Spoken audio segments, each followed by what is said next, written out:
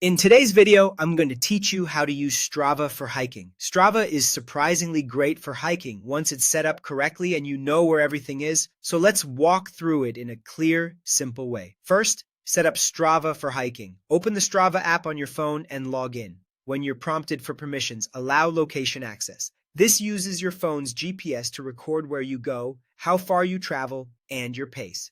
If your device offers motion or fitness data, you can allow that too. It can improve accuracy, especially when GPS signal is spotty in wooded areas or canyons. With those set, you're ready to record. Next, start recording a hike. From the home screen, tap the plus icon or the record button.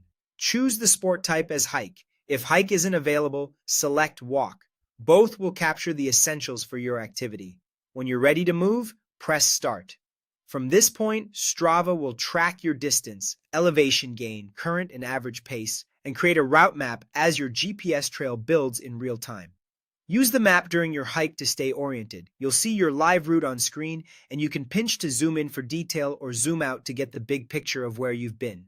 Keep an eye on distance and time as you go so you can plan breaks, water stops, and turnarounds. Just remember that GPS can drain your battery faster than usual.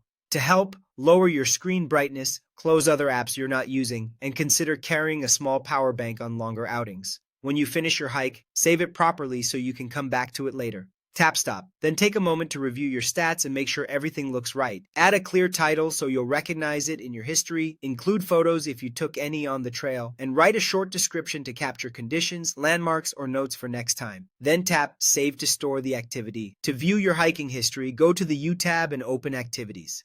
Tap any hike to see a detailed map of your route, an elevation graph showing climbs and descents, your splits and pace, and the total time and distance. This is perfect for tracking progress or comparing training hikes over time. A quick note on common beginner mistakes. It's easy to forget to press start at the trailhead, so make it a habit before you take your first steps. Also, in dense forests or deep valleys, GPS may pause or drift slightly, which can affect distance a bit. That's normal and nothing to worry about. And that's all you need to confidently use Strava for your next hike. Enjoy the trails and happy hiking.